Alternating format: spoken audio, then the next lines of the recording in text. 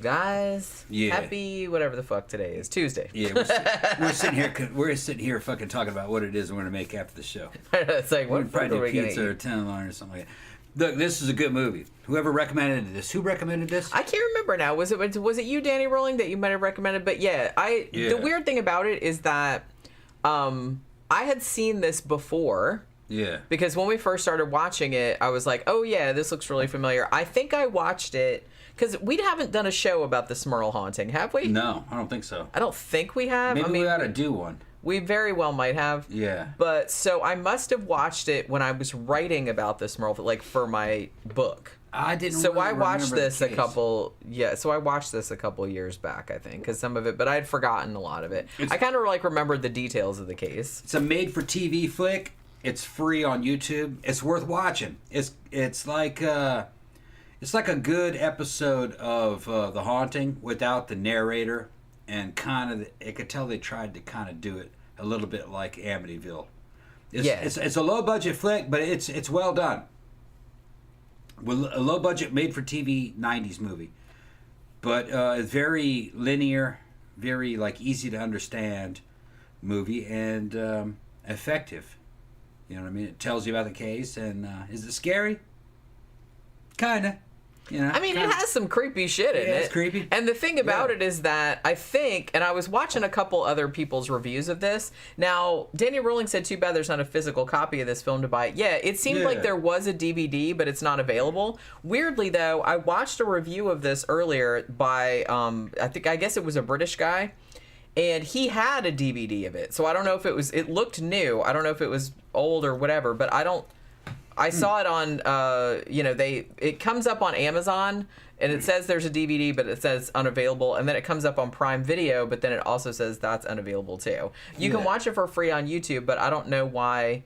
This seems like kind of obscure. Like, I found a couple other horror channels that had covered it, because a lot of people really do seem to like this. Like, as TV horror movies, this is actually, like, a pretty good one. And I feel like it got, like, slightly more recognition, because, like, one guy was saying he considers it part of the Conjuring universe, because it's Ed and Lorraine Warren. Even though, obviously, it's not big budget, and it's not, like, the same people playing the Warrens. Yeah, but it's an effective movie. But, yeah.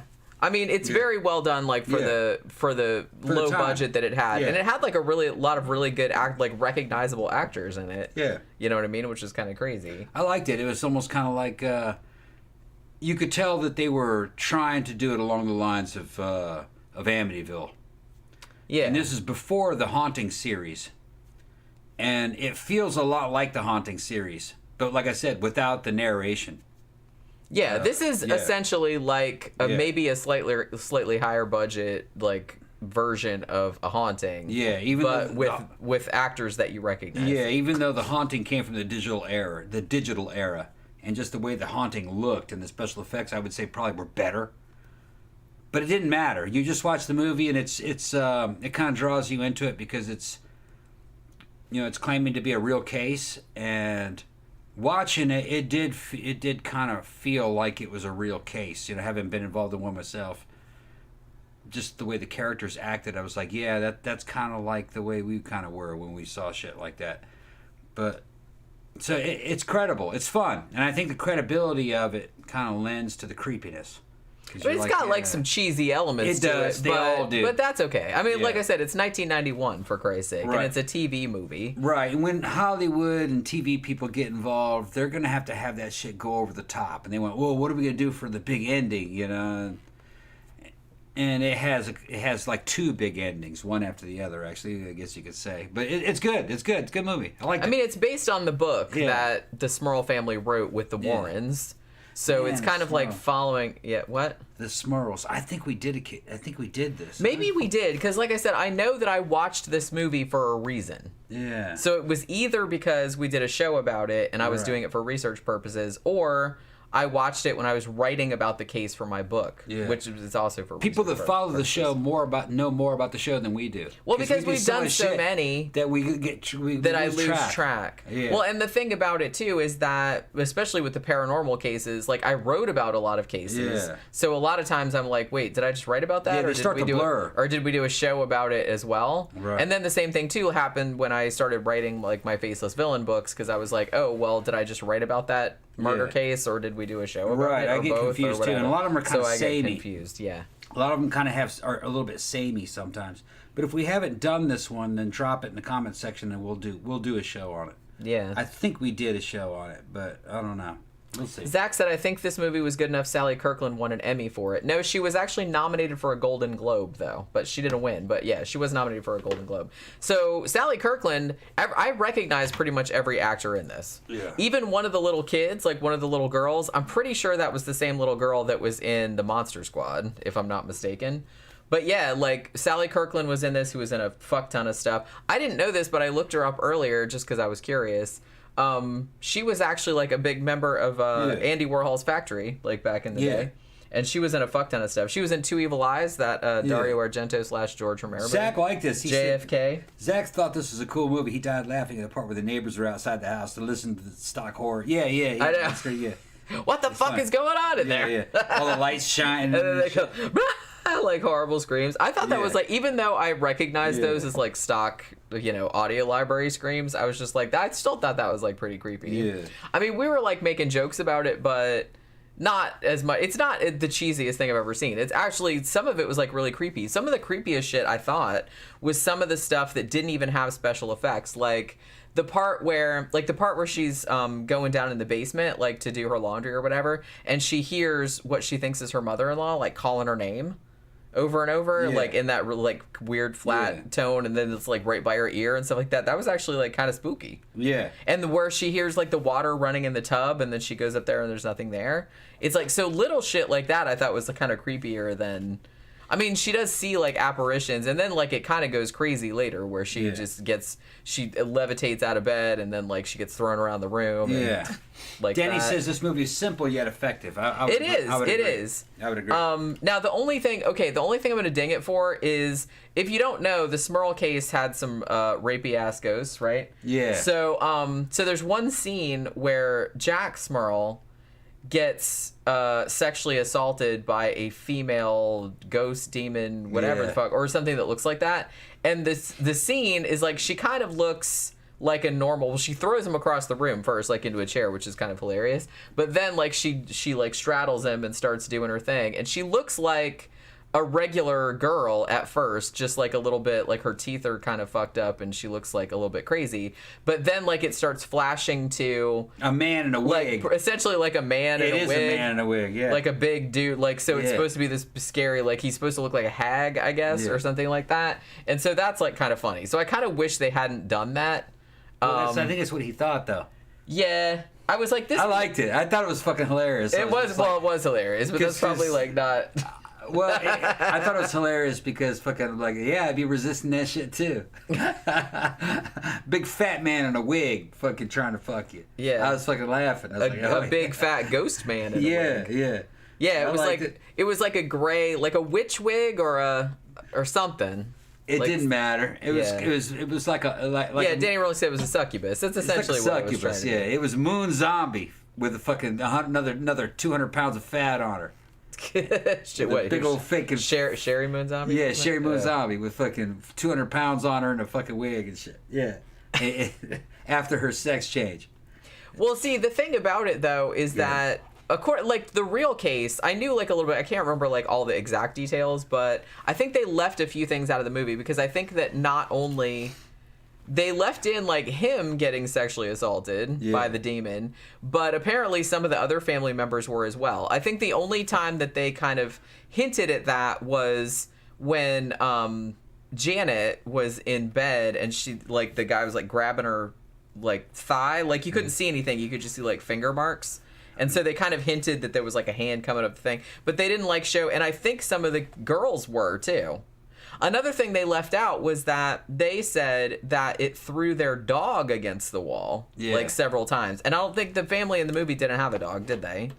Not that I remember. Yeah, so maybe they were just like, maybe they were like me, and they were just like, we can fuck up all the people. We're just not involving a dog in this situation. We're not going to abuse a dog for the sake of the movie. Good for them. Good for them. Well, maybe they thought it would be too hard. It's like, well, obviously we can't like throw a fucking dog against the wall and. You know what I mean? And maybe they just thought it was too much trouble. People are in there saying that they haven't seen this movie, now they're going to watch it. And people saying, oh, I saw this movie, it was fucking hilarious, it was fucking good, I didn't expect it to be good. Yeah, it's a good movie. It's free on YouTube, and it's good. I mean, it's very, very decent. And like I said, if you're into a haunting, and if you're into like real poltergeist shit, this is supposedly, I don't know if this story's true or not, but... It rings true with me. Or at least parts of it do. The way it builds up, kind of like a poltergeist case. And, I mean, the Warrens were involved, and they exaggerate shit. That's what I'm saying. So, it's just kind of like... And the thing about it, too, I kind of like that it goes into... Because, so what happens... It happened in Pennsylvania, in West Pittston. And you have Jack and Janet Smurl. They got a bunch of kids. I think they had 4 daughters. They ended up having 4 daughters. I think they had 2, and then they moved into the house, and they had 2 later on. So it starts in 1974. They moved into... It's like a duplex. Like, I've seen pictures of the real house. It's like a duplex, and Jack's mom and dad, who were somewhat elderly, lived in one side of the duplex, and then their family lived in the other side of the duplex. And, at first, it was just kind of like little shit, right? It was just kind of like, I think the first thing that happened was she kept hearing voices, but then he was working on the pipes or some shit like that, and... He was had a hammer, and then he turned around and the hammer was gone, and he's like, what the fuck, where did it go? And asking around, and then later on he comes in, and then it's back in the same exact place again. So it was little shit like that. But apparently this happened over essentially a 15-year period, really. Yeah, okay. So it started kind of, because I think the last thing when they moved out, I think it was 89 or something like that. But yeah, so one of the first things she kept hearing what she thought was her mother-in-law calling her name. And then she was like, what the fuck are you talking about? I wasn't calling you. And then the mother-in-law started hearing what she thought was Jack and Janet in the other house, having these horrible fights and just swearing up. And these are super, super religious, Catholic people. So they were she's like, I have never heard such scandalous language, that kind of thing. She's like, she's like, bro, dude, my husband isn't even home right now, and nobody is swearing. So who knows what she heard? She never did. Keep your Well, that's the thing. It's supposedly, and whoever was in Jack and Janet's side of the house, Janet was over there by herself, and she didn't hear anything. So when she went over there and talked to her mom, and her mom-in-law was all huffy, I've never heard such language coming out of your mouth. And she's like, I wasn't saying anything, nobody's there but me. And so there was this whole thing, and so for a long time her and her mother-in-law were upset. But then it started getting to a point where they said the all kind of bad smells in their house, the light over the kitchen table busted and cut one of their kids. One of their kids got thrown off the balcony, or down the stairs or something, levitated out of bed and thrown down the stairs. They Janet said she kept seeing a apparition. She said it wasn't a person. It looked just a black foggy thing that sort of moved around, and it would go through the walls between their house and their parents' house. Yeah. And then the mom saw it too. And it's funny because just in every episode of A Haunting, the husband didn't see anything. Yeah, he didn't believe her. He's just like, you've just been watching too many scary movies. I'm like, yeah, that explains me seeing all this fucking crazy shit. Yeah. Well, and he was kind of a dick at the beginning. You know what I mean? Where he was just kind of like... Well, and even after the mother-in-law saw it too, and they were kind of there, and the men were just these silly women. They just they don't know anything, and they're just no, seriously, we both saw it. It was really scary shit, and they're just they weren't having it. You know what I mean? Silly fucking women. And you said if it was you, if I came up to you and said, hey, I saw this, that, and the other thing, I'd be interested. You'd be plus you would ask a lot more questions. You wouldn't be dismissive that. I mean, even if you thought that I was losing my mind or I had a brain tumor or something like that. That's what I said, yeah. You would ask more questions to try to establish, what exactly was going on. Right. He didn't really seem, he was just oh, shut up. He didn't say that, but he was just, really, really dismissive about the whole shit. At least that's the way it was portrayed in the movie. It may I don't know if he was really in real life. But in the movie. I said, that's always, more conflict, and you like that in your movies. So, but then, the one night, the one thing that convinces him, right, is that they're laying in bed, and she's laying on her pillow, and then she hears like that voice like whispering, like it's Through coming the out of pillow. her, like through the pillow. Yeah. Which, holy crap, I would shit myself if that happened. Yeah. But but you know, so she like jumps up like, what the fuck? Like somebody's whispering, and he's like, would you stop? It's like, what is this all about? Then she's like, no, just put your head right there and listen. And he does, and he doesn't hear anything for a second, but then he hears it, and then he's like, what the fuck? And she's like, I fucking told you. I told you. And then it touches her leg, and she's like, put your leg here on top of my leg and watch. And it touched his leg. He's like, oh yeah, I feel it. And that's what convinced him. Did he even ever say that he was sorry for being like such a douche to her? Like, Not in the movie. Not in the movie. Right. Not She was like, he didn't have to. He's a man. I've been telling you all this time. He's a man. You know. A man. You know. In the And movie, I don't. And at that point, it had been going on for like years, and she thought that she was losing her mind because nobody saw the shit but her. So that's the weird thing that kind of that part of it. It was years. That's how long it was. Yeah. We know that. Okay. Yeah. Well, because like I said, when they first moved there, that was 1974, and like little shit happened, and then she had twin girls. You're right. And then later on, like you see stuff happening, but like the kids are like growing up. It's kind of strange because at Mammoth Mountain, fucking me and Red and Lois were convinced within hours. It didn't take years. Within hours, we were all on the same page of music. So, you know, I mean, it's a different case. Maybe the phenomenon manifests itself differently. Different levels of fucking strength, but I think it's strange that people would be on different pages of music for years. You know what I mean? Well, the thing about it too was that she was home all the time because I guess she was like a homemaker, and the kids were at school and he was at work, so I guess she was by. But I don't know. Like I said, I don't know. Or maybe there were things going on when he was home and he was just wrote it off. Like I said, he had the hammer thing happen to him, and he was just kind of like, oh, whatever. I must have just. You know, that's not supernatural. Which, yeah, that's plausible deniability. It could not be that, but that's... I don't know. Danny says that the on-screen television version was the best portrayal of Ed and Lorraine that he's seen. Maybe. It's funny because the woman playing Lorraine Warren here, Diane Baker, I was like, hey, that's what's her name from Silence of the Lambs. Yeah. That played the kidnapped girl's mom. I recognized her immediately, and Silence of the Lambs came out the same year as this movie, which is crazy. Right. Zach they should have says, included their girlfriend, though. Their 16-year-old girlfriend. That'd have been a lot better. Well, yeah. They never put that in the movies. They never put that in the You didn't movie. see that in the Conjuring movies, Yeah, did you? they had like a 16 or 17-year-old girlfriend that fucking lived with them. Yeah. You know, some weird shit.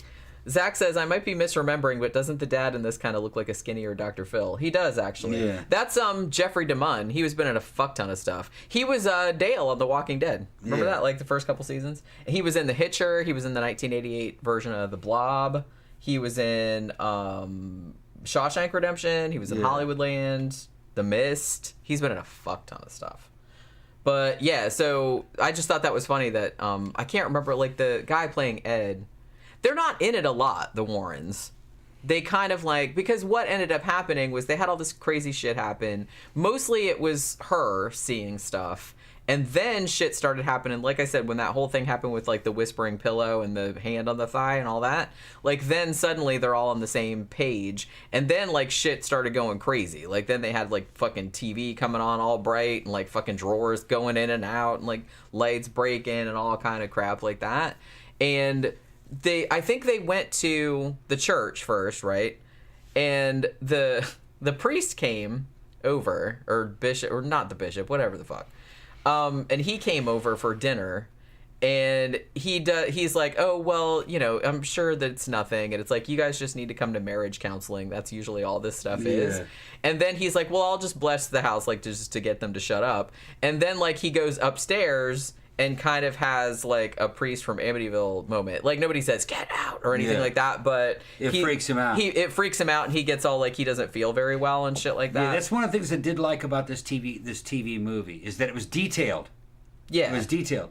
They mentioned little details in it that a lot of other fucking shows would have probably passed on. Like, well, that's not that scary. We're not going to talk about, you know, what you heard in your fucking pillow, and we're not going to talk about this. And we're not going to leave this, you know, we want it, it's got to be big, you know what I mean? So it's, the way it's written and what it shows is very kind of academic. It's very much kind of like something Jenny would write fucking, and Steve Merrill would write together during one, you know, case that they covered or something like that. So I liked it. You know, it's almost kind of like I said, it's almost like a reenactment. Yeah, like a reenactment. Like a haunting is. Right. Like almost like documented. It has like a little bit of like kind of a documentary feel to it. Slightly. Yeah, and it has like a narration because, like I said, it covers a long time period. And there's times too where like they, after all this shit was happening and no one was really believing them, and they were like, well, we need to get the fuck out of this house for a few days. So they decide to go camping, and then they see like the weird like black shadowy thing has like followed them because I guess the ghost wanted to go camping too. But like when the Warrens finally come, because like I said, they have the priest. And he comes and he's just kind of like, yeah, I'm getting the fuck out of here. And they're like, well, can you at least like get somebody to like exorcise the shit or whatever y'all do? And he's like, yeah, I can't do that, so I can't get involved. So he just like puts the fuck out. And so then like she goes and does all this research, and then she goes and finds the Warrens. I guess she went, I don't know if this is what really happened, but this is what was in the book, where she went to a lecture that they were giving locally and asked them to come help her, so they came to the house.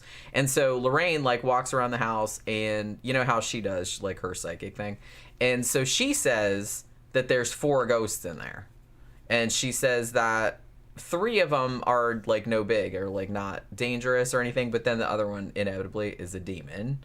And the whole demon, and maybe this kind of explains why, at least in the context of the story, that that Janet was the only one seeing stuff, because the demon was supposedly like trying to drive a wedge between everybody. So maybe they were just trying to think, oh, she's crazy, or they're trying to cause conflict or whatever. So she says, okay, there's a demon.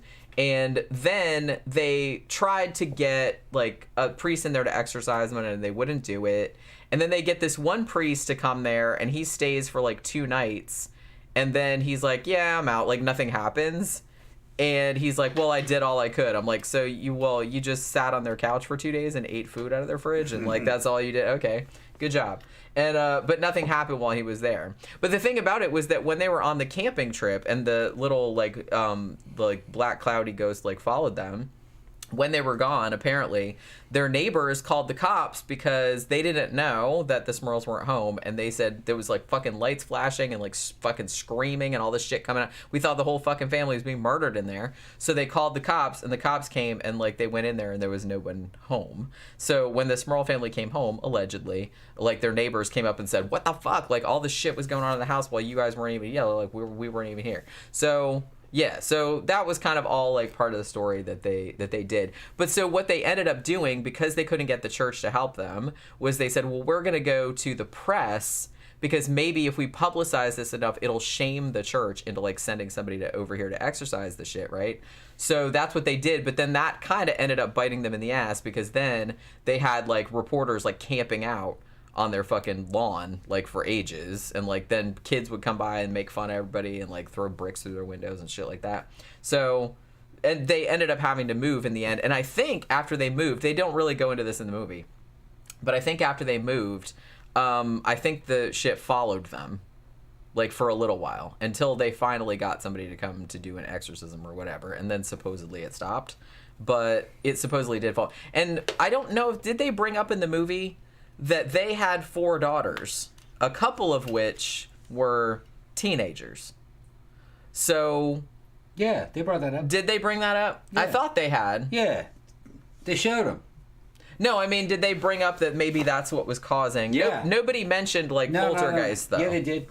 Did they? Yeah, because Lorraine Warren said 2 of your daughters are just passing puberty, which is a good energy source for these things. And she's talking about poltergeist. Yeah, but they don't believe in those. They think that she thought it was ghosts. She thought it was 3 ghosts and a demon. And a demon. Yeah, they're always going to say it's demons. But a lot of the stuff to me sounded like poltergeist activity. And you got all those kids probably in the same house, probably under stress, which could cause them poltergeist manifestations, which are from, the unconscious of the mind, the id, the dark side. And they can imitate ghostly and demonic phenomena, but it's not what's doing it. It's the unconscious of those girls, subconscious, just like a character in one of your dreams. I mean, you can dream about a really nasty character that comes after you and tries to kill you and does all kinds of stuff, and from your point of view, it's an outside force, but it's actually just another part of your mind. Imagine if that had psychic abilities when it came to, say, like telekinesis. You know, it would impersonate something out of your dreams or out of your nightmares, and it would try to do stuff. That's what I believe, at least the poltergeist that we experienced at Mammoth Mountain was that, and back at Lois's house.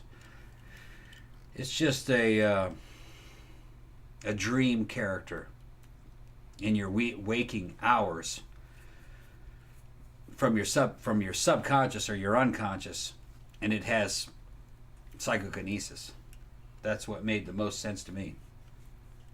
Oh, and I forgot too that one of the early things that happened in this was like the toaster caught fire when it was unplugged. Yeah, more poltergeist type phenomenon. Yeah, and that's it. I don't believe. Okay, here's the thing. From day one, whenever we talk about the Warrens, I always say the Warrens were charlatans. But we have also right alongside that said that the Warrens were on some real cases. The Warrens did do some real cases, but they weren't what the Warrens thought they were. The Warrens made a lot of money off of fucking demonology. They're demonologists. Whenever something happens, what are they going to tell you? It's a demon, because that's what they were. If they were parapsychologists, they would tell you something else. They were like, no, this is RSPK. This isn't a demon. It's a fake demon. It's doing things like a demon, but that's not what it is. That's what they would say if you were a parapsychologist. So just because we make fun of the Warrens doesn't mean that we're making fun of the cases that the Warrens were on. The Warrens also had a fucking reputation for exaggerating shit and blowing shit out of purpose, because fucking Ed was a media whore. I mean, he was about the money.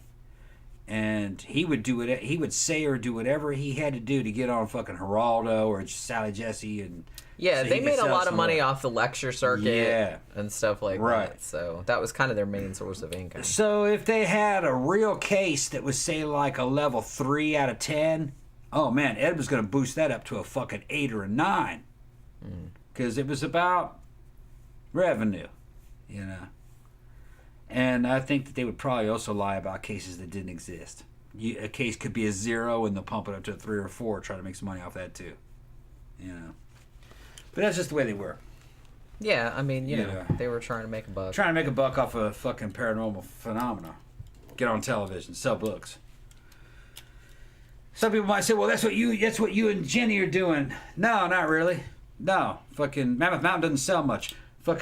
Her fucking true crime sells fucking way more than paranormal, you know. And fucking, I heard that the Mammoth Mountain book that she wrote was based upon what me and fucking my Aunt Lois and Red told her, and that happened a long time ago. If it was something we made up trying to make money, we would have made that up a long time ago. And you guys have seen those old photos; they're in the book. We took pictures of that shit back then. Okay. With your Polaroid. With the Polaroid. With the fucking Instagram Polaroid. A little fucking smiley face made out of fucking rolled up towels and shit on the bed. Just ridiculous shit. You'd never think of anything like that. You know, but because we just took pictures of what it did. And it did some weird shit.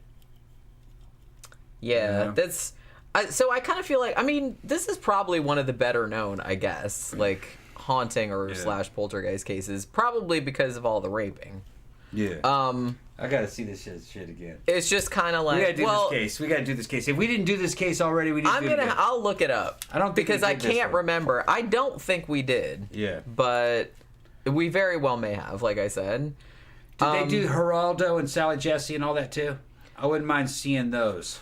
Maybe I've probably. I'm gonna have to dig all that shit up. Okay, you know, because there's so much like ghosty, rapey stuff going on in this case that I confuse it with the other case, which I can't remember right now, where the guy said he got raped by a pig creature. Yeah, that's not the Smurls. I don't think. Is it? I don't know. There was another. I think that's a different case. Maybe some of the audience might remember this one. There was one. I guess this is before I went into the Army. So it must have been around 89. The Snedekers. There you go. The Snedekers. Yeah. The Snedekers was the pig one. That's right. The pig rape. Yeah, that was that was actually A Haunting did a real good almost double. I think episode. Paranormal Witness did one too. I think they both did one. I'm not 100% sure the Snedekers were on the up and up. The neighbors didn't think so, and some people. I don't know, but some of the programs about the Snedekers sound very convincing. But then over the years, I've heard other things that kind of countered what was in those programs. So I don't really know what to think about it. But there was one that I remembered before I went into the Army, where they were on Geraldo Rivera, and it was a investigator who was trying to help a family of women. It was a whole house full of women, and of different ages. And the women kept reporting that someone was grabbing them in the middle of the night. They saying lewd things to them out of the fucking air when they were taking a shower, when they fucking didn't have any clothes on. A couple of them, and they were like, some of them were like 10, 11, 12, the girls that lived in there. And some of the women were, in their 20s and 30s. And they were all good-looking women from what I remember. Been a long time since I've seen it. That episode. And some people were kind of heckling them like, oh, that's not happening. And then one of the women who was like in her 20s says, oh, no, I woke up in the middle of the night and saw a shadowy figure at the foot of the bed on his knees fucking masturbating. Yikes. Over her. Yeah, and they had some kind of a fucking sexual fucking ghost. And they questioned the investigator, and he's like, yeah, well, I know who it is. And this what do you mean who it is? It's based on the description that these women have given me. What they're talking about is the old owner of the building. It's him. It was a super perv. It was it was a guy who died. He's still, and I think he was like he was an owner and superintendent of a small apartment complex. Not really, more like condominiums, like 3 or 4 condominiums connected. So how come fuckers like that get to be ghosts? After all that, you have this amazing thing. Wow, I died and I'm still around. I think I'm just gonna wander around and jerk off on 12-year-old girls. Right, and then do better. And they're like, yeah, I know it is based on the description, and he had a history of being a sexual offender. That's, if I remember correctly, that's what. And he just carried that shit on. Carried that shit off into the afterlife. Asshole. Yeah. Which at the time, I was young at that time, probably about 20, 19. I was like, man, that's fucking some creepy shit. Because I'd already seen Poltergeist myself, me and Lois and Red. So it was like, to me, that was just like plausible. It's like, yeah, something like that might happen.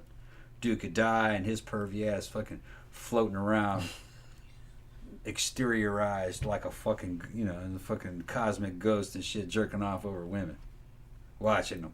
You know what I mean? I mean, it's bad. God damn it! Fucking creepers are bad enough when they're alive, and then after they're dead, they can just go through the walls and watch you while you're on the toilet and shit like that. Grabbing them underage women by the booty when they're walking by and shit, just cupping it like that, abusing it. You know what I'm talking about? Fucking leave it alone. That's fucked up. Yeah. Yeah, come on. But I could see a demonic kind of sick motherfucker in the afterlife doing that. I could imagine it. I don't know if it's real. I wrote a short story. But, if any of you guys remember that, I think it was Geraldo Rivera. I think that was the show. I was never able to find it again or look for it, but I don't know the name of the case. Yeah, I don't remember I don't remember that one specifically. I remember some other cases that were all women or a house full of women, but I don't remember any. It was either Geraldo or Montel. It might have been Montel, but I think it was Geraldo. Although Montel didn't have much room to talk. Montel was a phone hound too. I don't know if y'all know that. Fucking Montel always had 2 or 3 girlfriends at once. Montel was a fucking player. Although I guess back in those days, if you could be a player, then that's it's not like he was going after anybody underage. But they just say Montel was a beast. I mean, as long as everybody knew about everybody and nobody was. Yeah. I liked Montel. I liked Montel. I thought Montel was cool. Fellow bald man. What's up, fellow bald man? Yeah, right, yeah.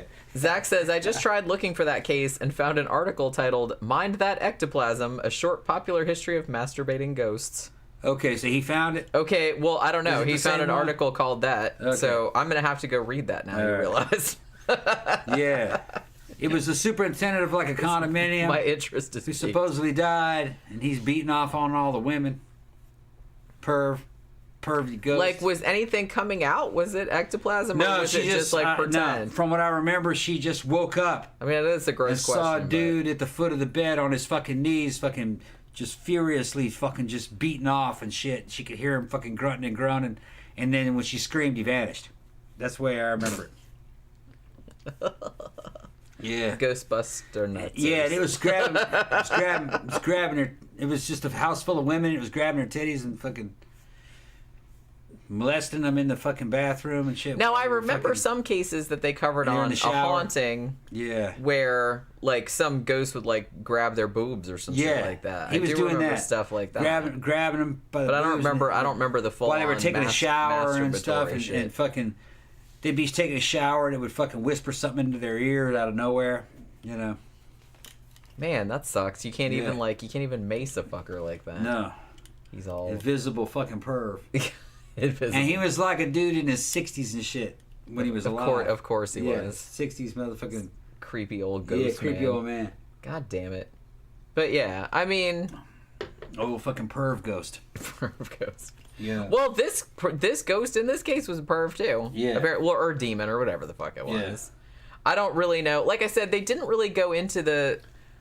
I don't know if all of the girls, but I kind of got the feeling like from the details about the case that the dad wasn't the only one that got molested by the demon. That the demon was just. Zach's putting all this on me. It's not my fault, Zach.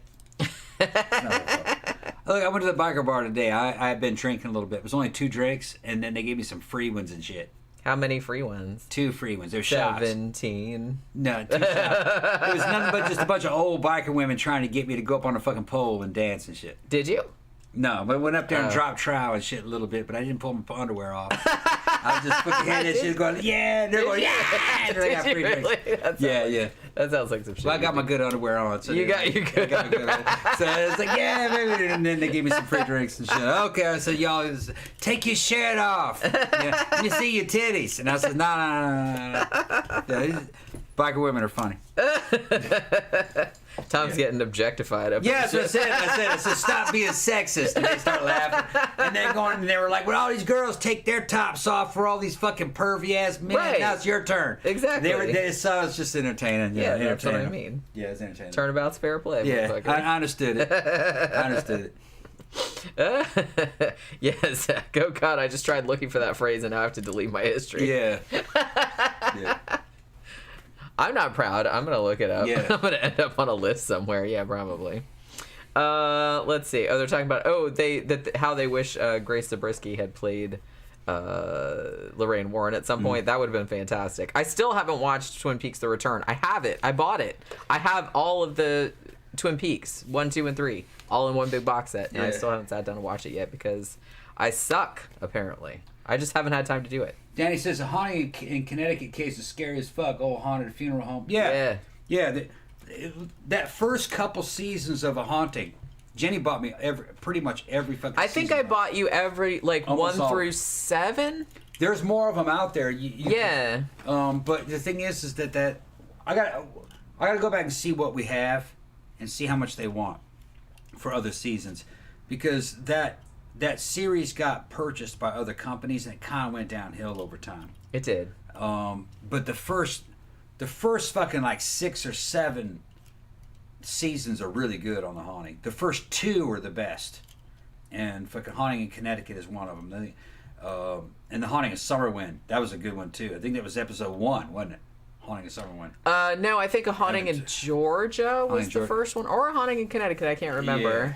Because I think that was the pilot. Right. The one about Mr. Gordy, A Haunting in Georgia. Yeah, that was a good one too. That might have been one of the first ones. Haunting in Summerwind, Haunting in Connecticut were some of the two of the best. Yeah, episodes. I think. Well, what I did, I think I bought you the first 4 seasons or 5 seasons in one box set. In one box, yeah. Because they used to sell them on DVD on the box set, and then they started selling them separately. So I think I bought you 7 or 6 and 7 maybe. And you can put those things on. They're very relaxing to watch. Yeah, we used to just we've seen the first few seasons lots and lots of times. I'm gonna look up and see what's out there. Maybe I'll get another season of that shit and see if it's any good. Because every one that I own is good. Every season we have is good. I don't know what the other seasons are like though.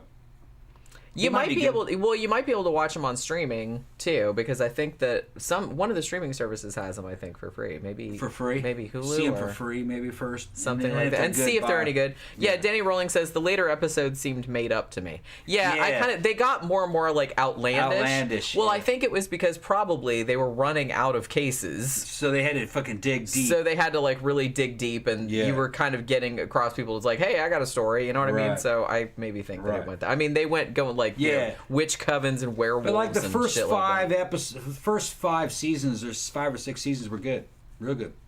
Yeah, I liked them a lot. And, you know, like I said, I think I put it in the poll a couple times, but it hasn't won yet. But I think we should do, like, another... Yeah, we should go back to this. We should go back to doing... We haven't done one in a long time. I can't remember... Did we do that one that was called The Diabolical? We should do The Diabolical. That's one with the little kid, right? I think we did Diabolical. I can't remember if we did. That's the one with the little kid says fucking... With man, right? No, that's not man. That's Demon Child. Demon Child. We did that one. We did Demon Child. Because that's one of my favorite episodes, because that fucking kid. Man said I could. Did we ever do the one with my friend in it? From fucking Deltona? Yeah. We did that one. Yeah, Haunting in Florida. Yeah. Yeah, we've totally done that one. Okay. And we did the Bobby Mackey one. Bobby Mackey, yeah. We did, because the thing about it is that sometimes, if they don't give you enough details, or if they've changed the names, or the stuff that happened enough in the episode, you can't find any other sources for that haunting. So it's like you kind of have to pick ones that are slightly better known cases, you know, like the Snedeker case or whatever, because otherwise you're not going to be able to like find any other sources. Another good one was The Apartment. Remember that one? Yeah. Another good one was the one where the guy had the fucking demon in the hole behind the damn Now, house. We did do a show on that one because I'm pretty sure that was the one. That came up. Right, Well, because that was the one with the guy that murdered the guy and then tried to say he was possessed by a demon. Like that's right. The devil made me do it case. We did that one. Yeah, because that actually like ended up with a real murder, and he was trying to like argue demon possession. Right. You know what I mean? There's a bunch on the haunting series that we could do. Yeah, I know. Which is the one that I remembered was the Diabolical, because you always used to. Yeah, the Diabolical. Because you always used to do that all the time. Oh, another good one was the I think we did a show on it though. The family that went to Taiwan or Thailand. Yeah. I don't know if we did that one. I think we did. I think we did. Yeah. Hungry Ghosts. Hungry Ghosts. Yeah. We did. Hungry Ghosts. That was a good one. All the big main episodes that I could find other sources on, I think we've done. But so we need to go down to like the next tier, because sometimes the titles of the episodes are like kind of generic. So it's like sometimes when I go through the episode list, I'm just like, wait, which one was that again? But then like when I watch it, I remember. Yeah.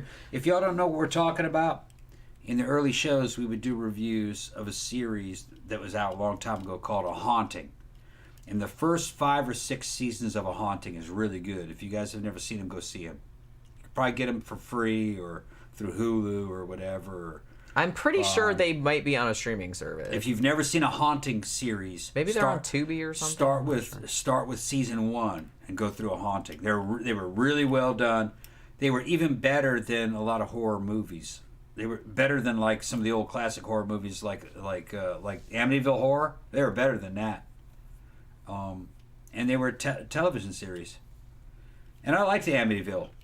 Yeah, I did too. But you put the movie Amityville Horror up against some of those haunting episodes. No, the haunting episodes were better. Yeah, some of them were actually like really creepy. Yeah, and based on cases that evidently were things that happened. Some of them I think might be a little bit more credible than others. Depends on the actual case. But it doesn't matter. It was just a company trying to bring you that case in an entertaining format. Yeah. Sometimes you can look in deeper into that case and it's like, well, it didn't exactly happen that way. They never really show you the evidence that they had. Like, they'll talk about photos that were taken, and they'll show you a fake photo of what was taken not the real photo. You look at the real photo and you go, that's probably a piece of dust in front of the fucking flash. Yeah, that was one thing that was slightly better about Paranormal Witness when it came out, was that they actually used like the real evidence, like real photographs and real footage if they had it. I mean, they did reenactment too, but when it came to pure entertainment, you wanted to watch A Haunting. The Haunting had I don't know. better entertainment. I just really kind of liked the theme song and just the whole vibe of it. It was just like really. And I think those started like relaxing. In 2006. I think it was 2006, 2007, something like that. Is when that series. And it was on like for a long time. And then all these other channels tried to copy it, like fucking Ghost Pet or fucking. I'd watch Ghost Pet. Because the Animal Channel had to have their own fucking ghost stories and fucking bullshit like that.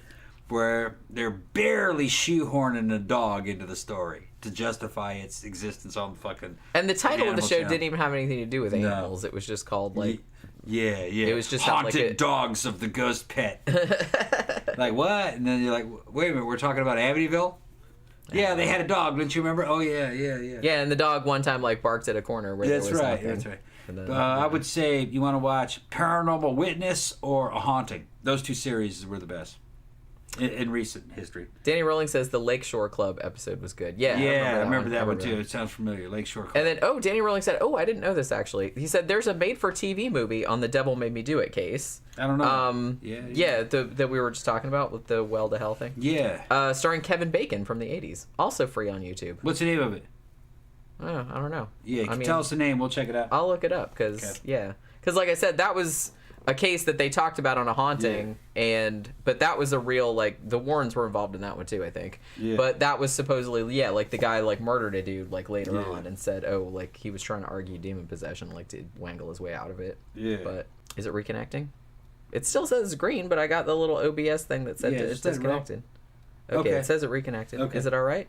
I don't know. I was shutting it down, so I don't know. Oh, okay. Probably okay. I think it's okay. I think we had a little blip there for a second, but yeah. Right. So we're going to wrap it up. Thanks for dropping by today. Thanks for the recommendation for this movie, because I don't think we would have watched it otherwise. Like I said, I've seen it before, but it was a long time ago, and I'd kind of forgotten about it. So tomorrow's Wednesday, and that's going to be our main show. It's going to be episode 303, and we're going to be talking about Mata Hari, which I think will be like a really interesting show. She was a very interesting woman, kind of maybe a spy during World War I, or maybe not. We'll see how that goes. But so we'll see you guys again tomorrow evening. Thanks for dropping by. Have a good rest of your day. See you later. Bye.